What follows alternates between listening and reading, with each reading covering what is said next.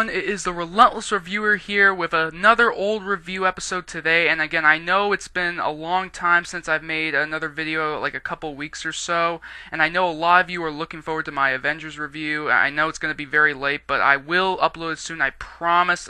Probably within the next few weeks. But anyways, I am not here to talk about that. I am here to review, like I said, another old review. And today it's going to be another old film. The Last Starfighter, a film that honestly has been in my childhood for the longest time. It started with a game. You're gonna bust the record! But it wasn't just any game. You have been recruited by the Star League to defend the frontier against Zur and the Kodan Armada. And then, one night... Centauri's the name. We have to talk about a matter of utmost importance. Step into my office. I've seen him come and I've seen him go, but you're the best, my boy. Light years ahead of the competition. Alex didn't find his dream. Hey, look out! Oh, dear.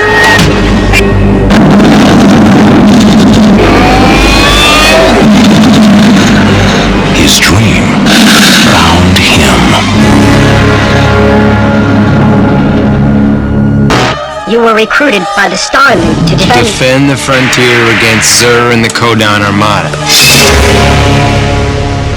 Of all the life forms, on all the planets, in all the galaxies, comes the unforgettable story of one who made it, the Last Starfighter.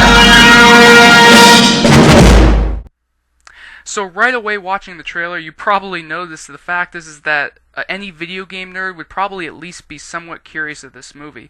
Now, I know that there have been a lot of movies based on video games that have been terrible, and this is actually technically based on a video game, but this is a movie that, it's not only the best video game movie I've ever seen, it's also got some really cool aspects to it that actually make it a pretty good film. I mean, yes, obviously it's cheesy, but honestly, I think it's actually very enjoyable to watch.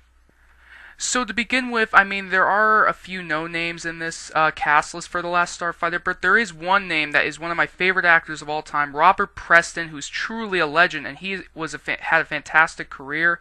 And honestly, I'm just glad to see that he went out with a bang. This was his last film, and he did such a great job. No surprise whatsoever there.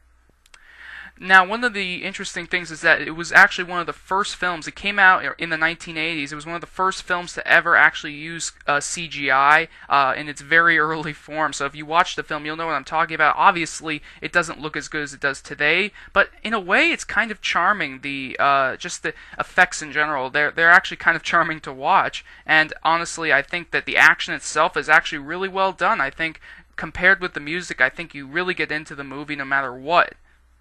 Now, probably the best aspect of The Last Starfighter has to be the music, which is incredible. I mean, it is incredibly memorable when you listen to the Last Starfighter theme, which you can search up on YouTube. It is there.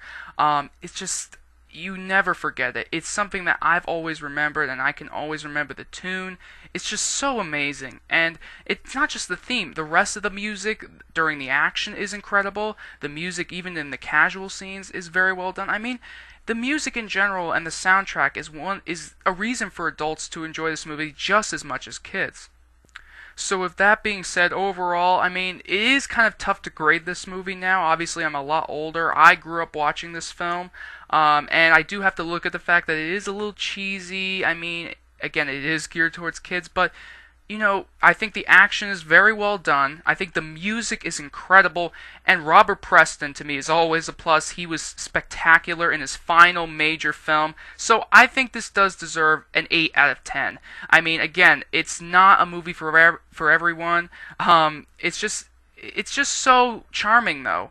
Even if it's cheesy, it's charming. It's not obviously a Star Wars or a Star Trek or a Mass Effect, even, if you want to go video game route. But it's still an enjoyable movie to watch, and I still recommend it to anybody who loves video games or just likes good action. I think it is still a movie worth seeing. So that's another show of Relentless Reviews. I'm your host, as always, Joshua Englander. If you're new to Relentless Reviews, remember to hit that subscribe button for more content. Remember to like the video if you enjoyed the review, favorite it if you enjoyed it. Thank you so much for watching, everybody.